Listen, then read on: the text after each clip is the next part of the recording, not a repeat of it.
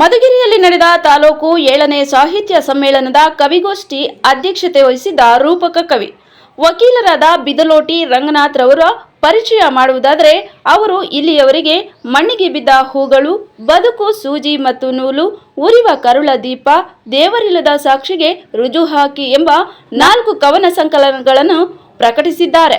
ಅವರ ಕಾವ್ಯ ಕೃಷಿಗೆ ಹಲವಾರು ರಾಜ್ಯಮಟ್ಟದ ಪ್ರಶಸ್ತಿಗಳಾದ ಸಂಕ್ರಮಣ ಕಾವ್ಯ ಬಹುಮಾನ, ಶಾಲಿನಿ ದತ್ತಿನಿಧಿ ಪುರಸ್ಕಾರ, ಕವಿಸಿದ್ದ ಎನ್ ಬಳ್ಳಾರಿ ಕಾವ್ಯ ಪ್ರಶಸ್ತಿ 2020, BH ಬಾಲರೆಡ್ಡಿ ಸ್ಮರಣಾರ್ಥ ರಾಜ್ಯಮಟ್ಟದ ಪುಸ್ತಕ ಬಹುಮಾನ 2021-22, ಮುಳ್ಳೂರು ನಾಗರಾಜ ಕಾವ್ಯ ಪ್ರಶಸ್ತಿ 2022, ಶ್ರೀಮತಿ ಚಂದ್ರಕಲಾ ಇಟಗಿ ಮಠ ದತ್ತಿನಿಧಿ ಪುಸ್ತಕ, SS ಹಿರೇಮಠ ರಾಜ್ಯಮಟ್ಟದ ಕಾವ್ಯ ಪ್ರಶಸ್ತಿ ಬಳ್ಳಾರಿ ಇವರು ಪಡೆದಿರುವುದು ಹೆಮ್ಮೆಯ ವಿಷಯ.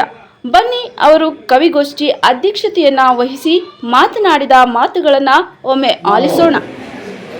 22 ಕವಿಗಳು ಕವಿತೆಗಳನ್ನು ವಾಚನ ಮಾಡಿದ್ದಾರೆ. ದಲಿತ್ ಪುಜಾರಡಿಯವರಿಂದ ಹಿಡಿದು ಕುಂದರಾಜ್ ಅವರು ಸುಮಾರು 22 ಕವಿತೆಗಳನ್ನು ವಾಚನ ಮಾಡಿದ್ದಾರೆ. ಎಲ್ಲ ಕವಿತೆಗಳು ಚೆನ್ನಾಗಿತ್ತು. ಒಂದಷ್ಟು ಸೃಜನಾತ್ಮಕ ಕವಿತೆಗಳು ಕೆಡಿಸಿಕೊಳ್ಳುವ ಒಂದು ಭಾಗ್ಯವನ್ನು ನಾವು ಕಂಡು, ಈಗ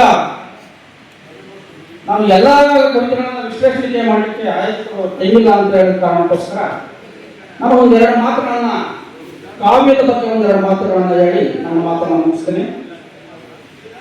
ಕಾವ್ಯ ಯಾವಾಗಲೂ ಸಹ ಕಾಣಬೇಕು, ಪದ್ಯ ಪದವಿಲ್ಲದಿರಬೇಕು, ಹೆಜ್ಜೆ ಕೊರತು ಇಲ್ಲದ ಪಕ್ಷಿಯ ಹಾಗೆ ಅಂತೇಳಿ ಡಾಕ್ಟರ್ ಅನಂತಮೂರ್ತಿ ಅವರು ಕಾವ್ಯದ ಕುರಿತು ಕೆಲವು ಪದಗಳನ್ನು ಹಾಡ್ತಾರೆ. ಇವತ್ತು ಕಾವ್ಯ ಯಾವಾಗಲೂ ಸಹ ಸಮಾಜಮುಖಿಯಾಗಿ, ಸಮಾಜದ ಅಂಕು ಡೊಂಕುಗಳಿಗೆ ಕಿವಿಯಾಗಿ ಕಾವ್ಯವನ್ನ ಬರೆಯುತ್ತಾ ಸಮಾಜವನ್ನು ಎಚ್ಚರಿಸುವ ನಿಟ್ಟಿನಲ್ಲಿ ಕವಿತೆಗಳು ಬರಬೇಕು.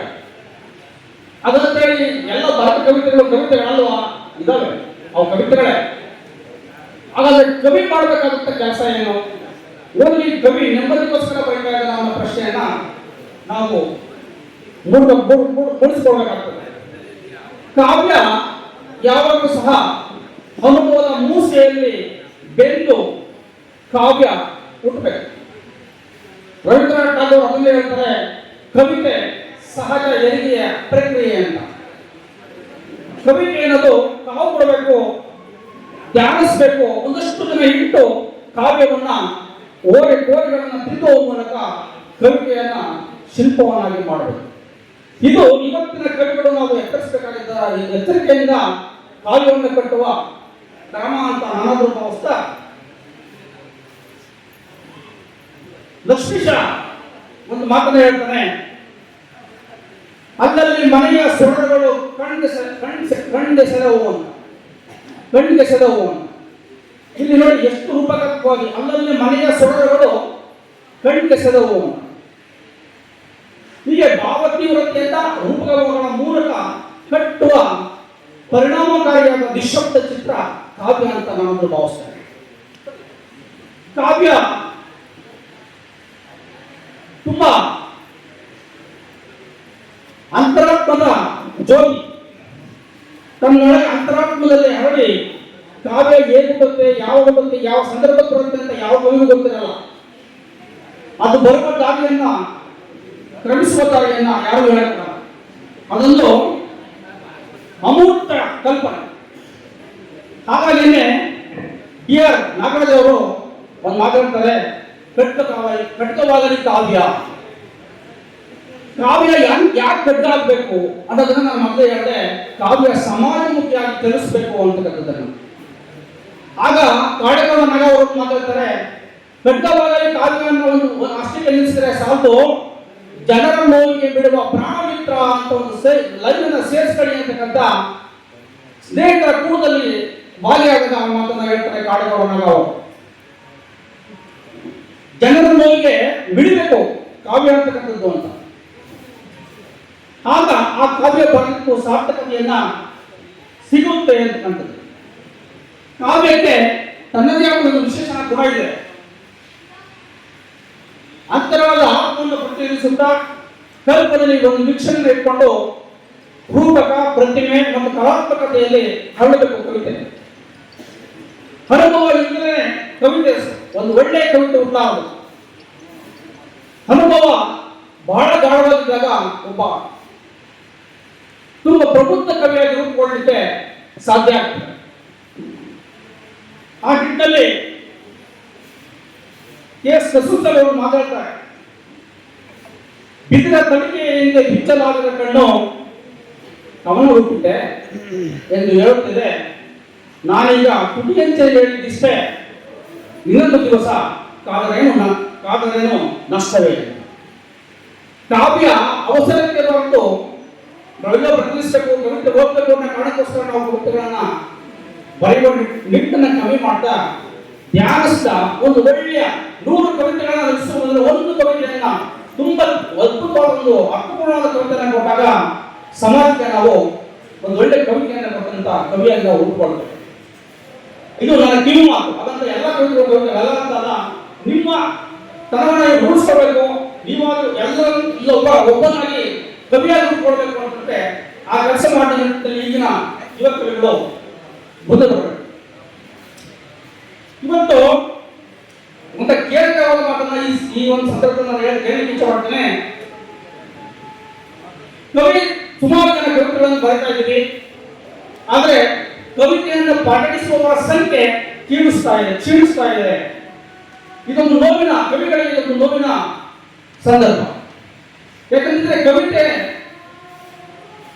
ಬಹಳ ಅಂತರಾತ್ಮದ ಬೆಳಕು.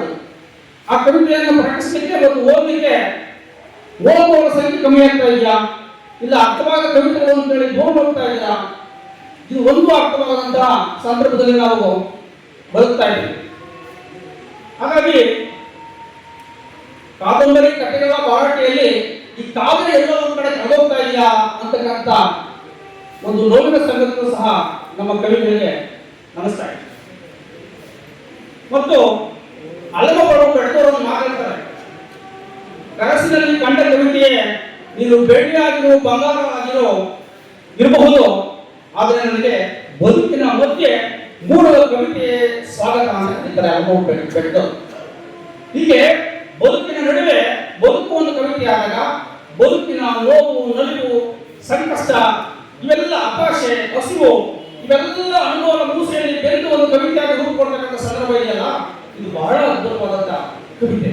ಹಾಗೆ ವರ್ತಮಾನದ ಸಂದರ್ಭಗಳಿಗೆ, ವರ್ತಮಾನದ ತಲ್ಲಣೆಗಳಿಗೆ ಕವಿಗಳು ಯಾವಾಗಲೂ ಸಹ ಕಿವಿಯಾಗಿರಬೇಕು ಅಂತಕ್ಕಂಥ ಮಾತನ್ನ ಈ ಸಂದರ್ಭದಲ್ಲಿ ಹೇಳ್ತಾ, ಸಮಯ ಅಭಾವ ಕಡಿಮೆ ಅಂತ ಆಯ್ತು ಮತ್ತೆ ಹೇಳಿದೆ. ಹಾಗೆ ನಾನು ಒಂದು ಕವಿತೆಯನ್ನು ವಾಚಿಸುವ ಮೂಲಕ ನನ್ನ ಅಧ್ಯಕ್ಷರ ಭಾಷಣವನ್ನು ಮುಗಿಸ್ತಾ ಇದ್ದೀನಿ. ನನ್ನ ಒಂದು ಕವಿತೆ ಬದುಕು, ಸೂಚಿ ಮತ್ತು ನೂರು. ಬೆಳಕು ಹಾಡುತ್ತಿತ್ತು ಕರಬಿಡಿದು ನನ್ನ ಜೊತೆ, ಬೆಳಕು ಹಾಡುತ್ತಿತ್ತು ಕರಬಿಡಿದು ನನ್ನ ಜೊತೆ ಸುಮಾರು ದಿನದಿಂದಲೂ. ಒಂದು ದಿನ ನೆಲಕಚ್ಚಿದ ಬಿರುಸಿಗೆ ಗಾಯವಾಯಿತು ಆ ಬೆಳಕಿಗೆ. ಬರಲಿಲ್ಲ ನೋವು ಹೆಚ್ಚಿ ನನ್ನೊಂದಿಗೆ ಹಾಡಲು ಬೆಳಕು. ಬೇಸರದ ನದಿಗೆ ಬೆನ್ನು ನೋವು, ಬೇಸರದ ನದಿಗೆ ಬೆನ್ನು ನೋವು. ಗಿಲಕ್ಕೆ ನಾದ ತಪ್ಪಿದ ಶಬ್ದಕ್ಕೆ ಕರಬಿಡದ ನನ್ನ ಮನಸ್ಸು ಭಕ್ತನ ಕನಸಿನ ಬೆನ್ನು ಹತ್ತಿದೆ. ಆದರೆ ಕತ್ತಲು ತನ್ನ ಜೊತೆ ಹಾಡಲು ಕರೆಯಿತು, ಗೋಗರೆಯಿತು ಮಂಡಿಯೂರಿ. ಹಾಡಲು ನನ್ನ ಕಣ್ಣಗಳು ಕತ್ತಲ ತೊಟ್ಟಿಲು ಆಟ ಕೂದಲು.